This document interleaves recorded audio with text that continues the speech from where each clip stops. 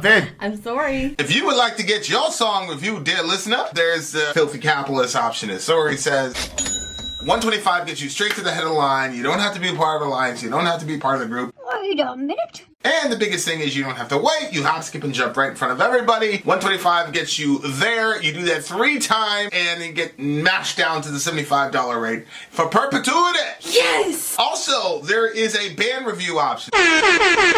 So if you've got a band and you're trying to get your band some exposure, hit me up at villageXchange@gmail.com, and I'll show you the details about how to pull that off. You can also jump on Patreon, and there is a option on the tiers to be able to get your band reviewed. Obviously, we can't lie to you, so we can't guarantee a positive review. Get what you get. It's just rubbish. Rubbish. Rubbish. That's British for garbage. My favorite is the community option. $1 at the gate gets you in at Patreon. You get to join an alliance. The alliance joins their points together, and that helps determine what songs that we do. The alliances hang out on Discord. Message me on Patreon to get the link. And they do all kinds of other cool things. They do Minecraft, Dungeons and Dragons. Yeah. It's really a community within the community. Anybody can go in the village, facebook.com/Vin and Sori. There's 160,000+ people on the channel. What's cool about the Discord is that it offers a real opportunity for community connection, friendship, that type of thing. And it's on Discord, so if you're not a Facebook person, it's for you. You start off at $1. Right. Plus you get exclusives. Sori and I are working on a song. So the first 15 seconds of that was on Patreon. Also, at $15 tier and above, when we actually debut the video, they're going to be there live with us. There you are, dear listener. Buy our merch. Buy our merch. The child shall lead them I was like, I think I have enough time to take some water. And to then... buy our merch. What's up, everybody? All right, we're about to get into this song. Everybody in the Twitter, Facebook, YouTube world, it is Vin and Sori. We're doing a fire stream where we're just listening to songs back to back to back, hanging out with our friends. You should be ashamed of yourself for not hanging out. All of them from our awesome friend Daniel, La Village. who's been with us on Patreon for quite some time. So he got an entire day or night, if you will, dedicated to him. Look, this is Flight of the Nazghul. We had a clip for you guys in YouTube land, but the fascists over at whatever studio did Lord of the Rings just stopped our fire stream for playing it. I will put the link in the description of this video so you can click on it and see it for yourself. But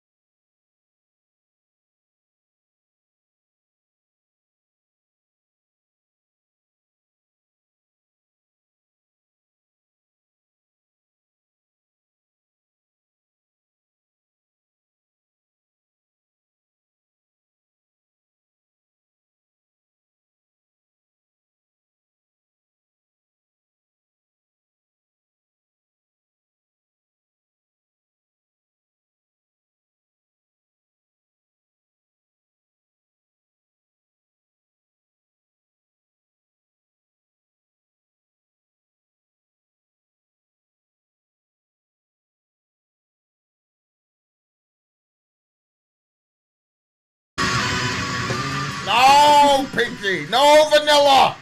No. Nah. An interesting song. The riffage, this band, like,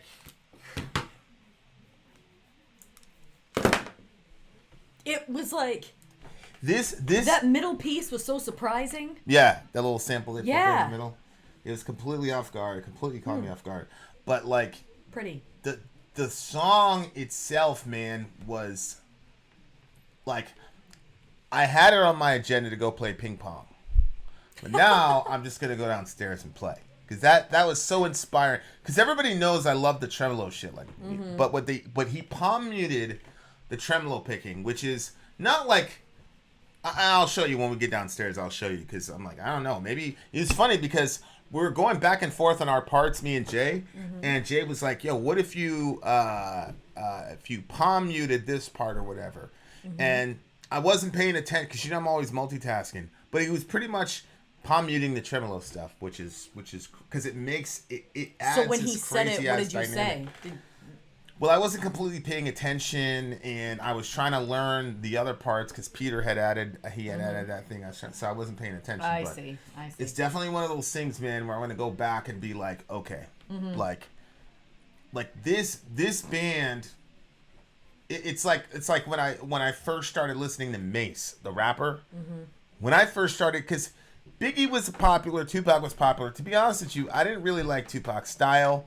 Biggie's style. Really? No, I don't. Really? Yeah. I almost got a Tupac shirt today. I mean, you should have, but like I didn't. But like It just didn't look good. So I Big Style was okay to me because I only heard Big's radio stuff. Big's radio stuff was just it's for the club basically. Like, you know, when you listen to the rest of the discography, it's like real street shit. But like when I heard Mace rap the first time, and it was that freestyle. Look at you, look at us. My guns don't bust, I'm bringing with the thrush. Man, you better hush. I could be inside the cage. You can still get. When I first heard that, I was like, oh my, that's it. I'm going to be a rapper. And like, that's when I started like rapping, was after I heard, I'll never forget, it was March 9th, 1997. It was actually March 10th, 1997. Big died on March 9th. Oh, I'm like, how do you know these dates? So Big died on March 9th, and so Hot 97 was playing all of his shit. Wow, that's And sad. then they played this freestyle with Mace, and that was my introduction to Mace. And Oh. then once I heard that, I was like, that's it. This song right here, if I didn't have a guitar, if I didn't already have a guitar or whatever, and if that You'd go wasn't get my one tonight? I tomorrow morning I would wake up and go and get a guitar. Oh, wow. Like no bullshit. Like Wow. this type of what these guys did with the guitar is the shit that makes people say, I'm going to be a guitarist.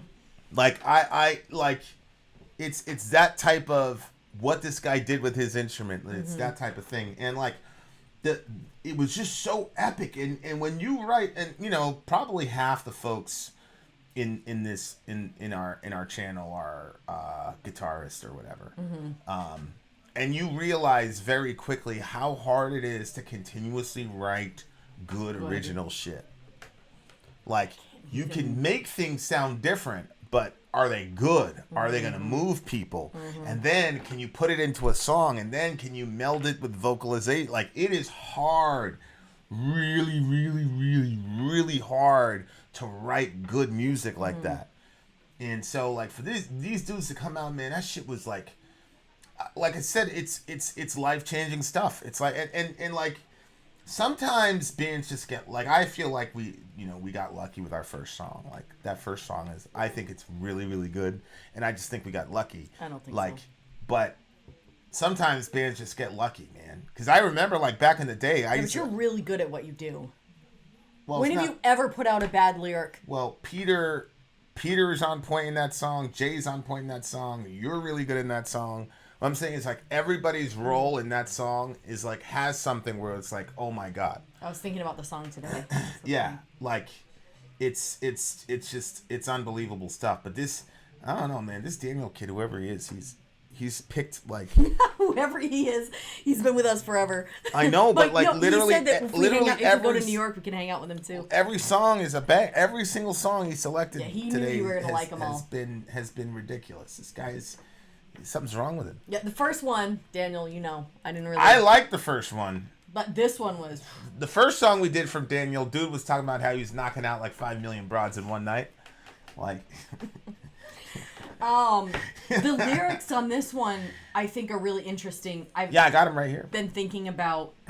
So he says, why is life so precious when living is but shreds of joy and pain, of loss and gain, of torment and resent, hanging on a cliff edge, clawing for a hold.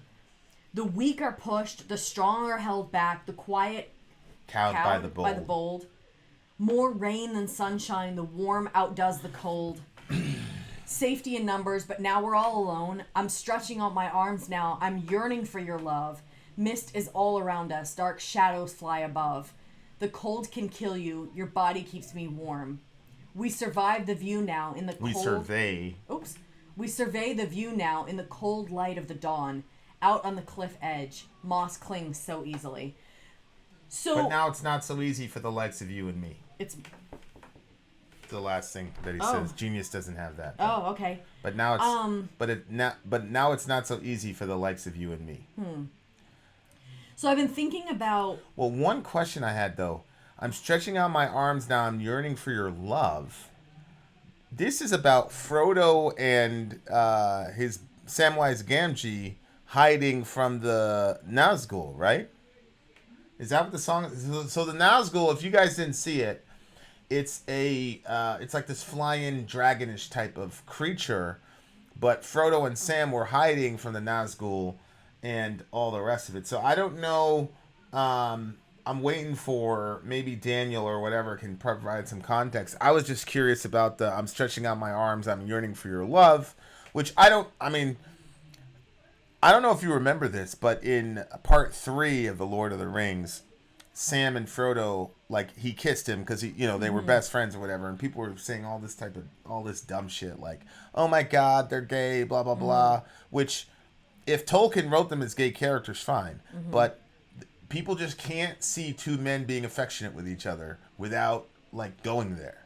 And I was really happy that I think it's a cultural. I was really happy that they did that because I've seen like the most gangster dudes, like gangster guys, and I've seen them kiss each other like in real bad situations when they were, so that's a part of like warfare that people that like these dudes love it. Like and it's not depicted in war movies either. Or I've never seen it depicted in war movies. Yeah, well, Lone Survivor had a couple. Not where they kiss each other. Yeah. You just generally don't see that. Yeah. Remember, these are the race living beyond their time. Oh, okay. So this is not. These are the wraiths who are talking. I see. So it's not Frodo and Sam. It's the wraiths. And the race are these kind of soulless beings who live beyond their time, but they're yearning for human emotion that they are bereft of. Okay, so you say, I'm longing for your love. Okay, I get it. Oh, wow. That is interesting. I forgot what I was going to say.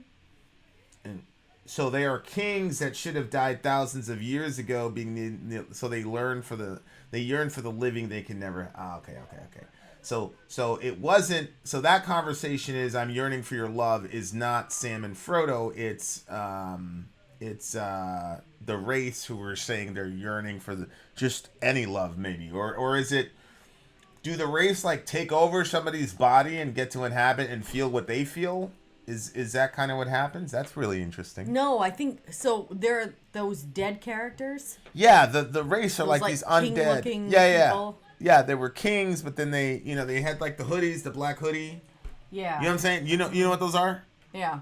So do they get to like inhabit people and then experience when it says I'm yearning for your love? Oh, I don't know. How much do you know about Lord of the Rings? Well, I mean, I watched it quite a few times. Any love, I guess, not about but the book has. Oh, I never read the books. Right? You see what I'm saying? Like the book has. You can make more dynamic characters with the book because, you can know. I think that this song itself has, like, it's kind of nihilistic in a sense. At the same time, I think that another thing that I've been thinking a lot about is there are situations you can't change. Some things will come to you, and there's nothing you could do about it. You know, you can try your best and you can still end in a really shitty situation. While at the same time, I think there is a bit of life that it is what you make of it. And like, for instance, the last 57 times I've gone to the store, I'm so tired because I've been thinking about everything negative, everything that bothers me, everything that, you know, and just working through all these different things. And so when I go to the grocery store, I'm kind of like a grump, and I don't even notice anybody that's there. Like, literally somebody could be like walking through streaking and I probably wouldn't even see them. But I've been just trying to kind of like revamp my mind and focus more on positivity and the things that I can't change, not focusing on them and how frustrating it is that those things can't change. Prayer has been like a really big thing. I know not everybody's Christian that listens to us, but when I like to be able to do something about a problem, and if there's something that is you can't change that, I pray about it, and then I say, okay, God, it's with you now. Like, I can't do anything more about this. And that's been so good for me. And then I noticed that, like, there was a quote that basically said, smile and the world smiles with you, or something like that. Like, it smiles back at you. When you're smiling, the whole world smiles with you. It's probably my men that used to sing it. But I think that... Yeah, you dumb butts didn't know Vincent had talent. Tell the truth. Unexpected. But I think that that's true. I think that when you create like a fun, for instance, I went to Subway like a little while ago, and I was like, usually when I tell my order, I have so many things that I specify. It's a very probably frustrating to make a sandwich for me. And Vin's always like, good luck with that as I get my order. But this time I like said it a little bit differently, and then I was like, throw those bad boys on there after the vegetables.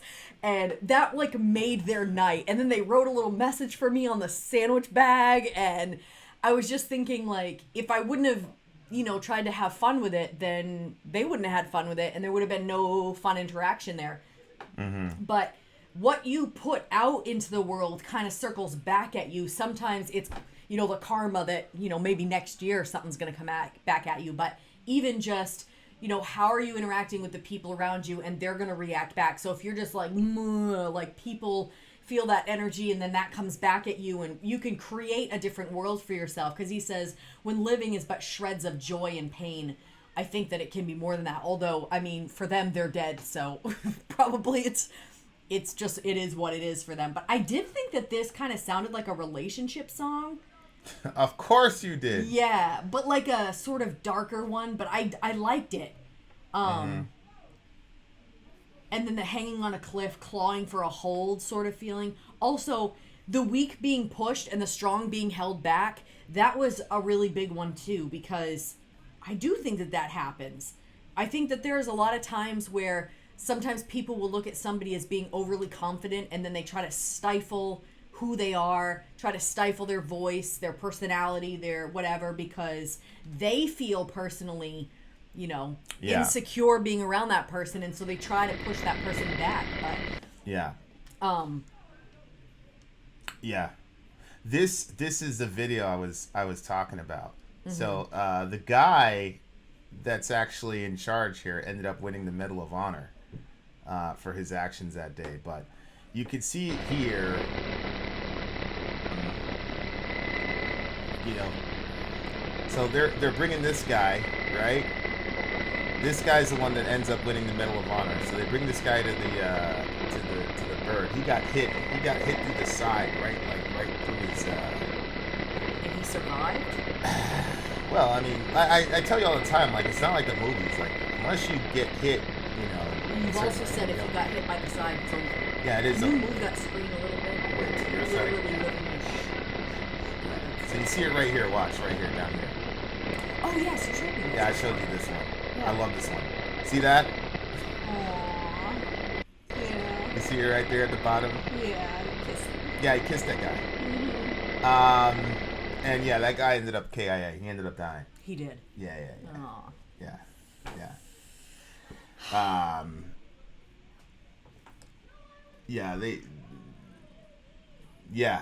That 275 knows the situation pretty well.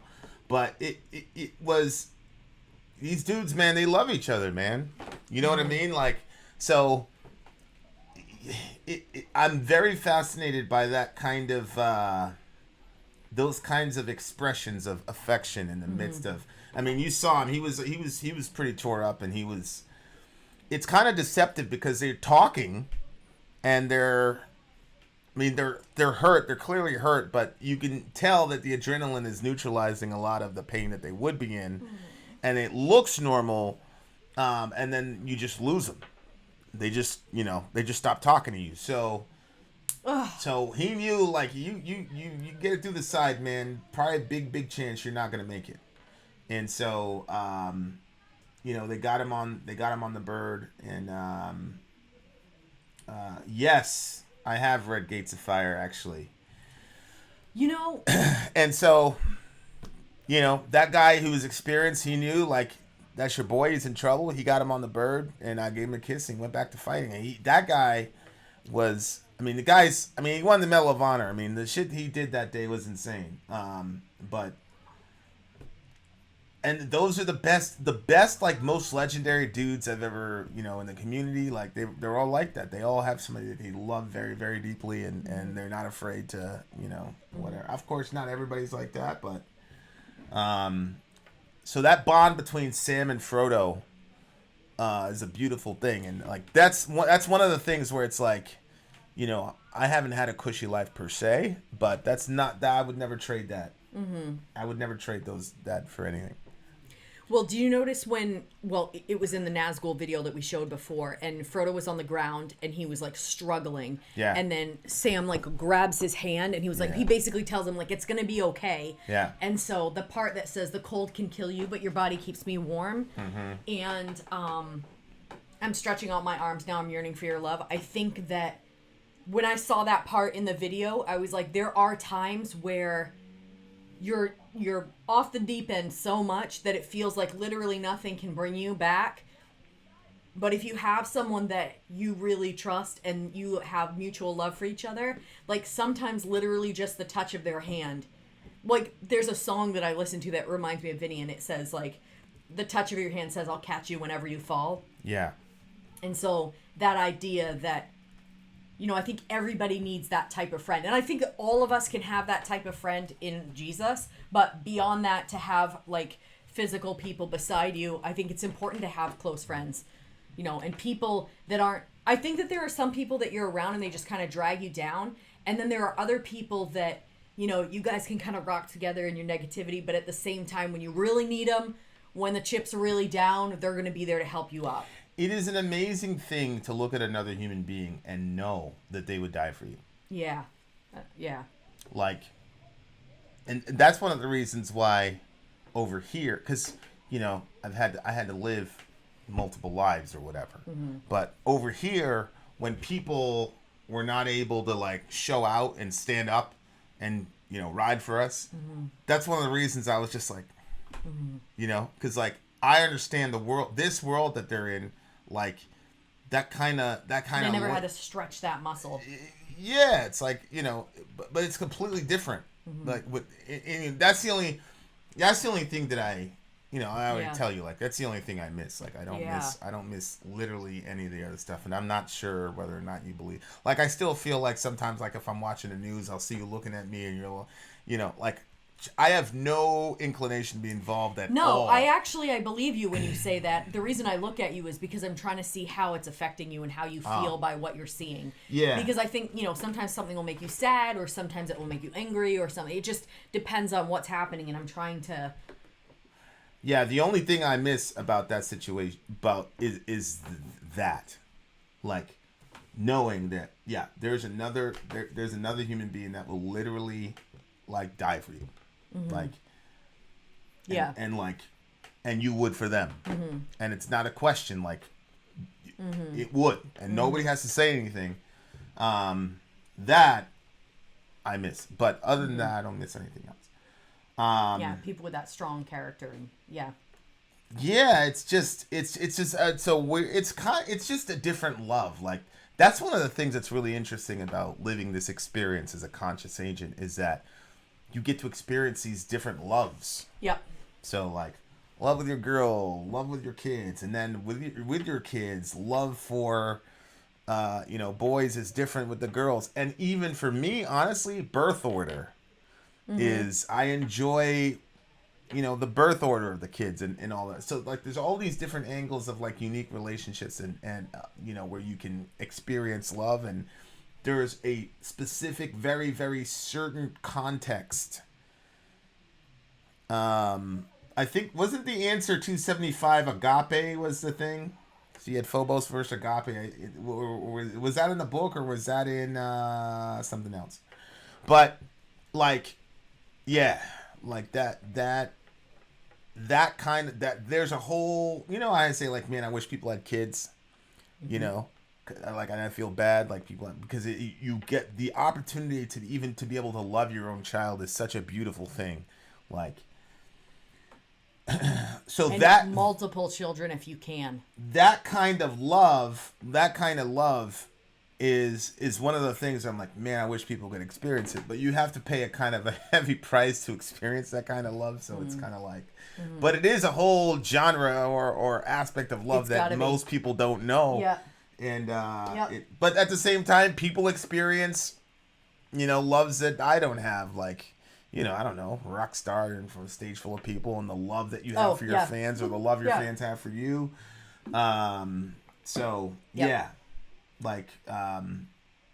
It was love over Phobos, which allowed the guys to face the terror of Phalanx warfare, which is horrifying. Salam alaikum, Mono Frosts. Really, really good song in the sense of the musicianship. Vocally, it was like, okay. Like, I would have been fine with it being an instrumental. Oh. Because vocally, the lyrics didn't really move me because, the guitars were so... and I don't know if it's... I don't even remember the vocal style. Yeah. I don't know if it's the mix. I don't know what it was, but... it vocally I couldn't really make out what he was saying, even with the lyrics up. But it was still a banging song, really, really banging song. Yeah, I liked it. I liked the lyrics, even though I don't remember what they sounded like. I liked reading them, and the instrumental sound I really liked too. Yeah. So I agree. 9.8 for me. 9.8 for me. Really, really good song. I love that song. It looks like it's second wave black metal. So there you are, dear listener. Check them out. Check out Lord of the Rings. Vin out. Sori out. Down.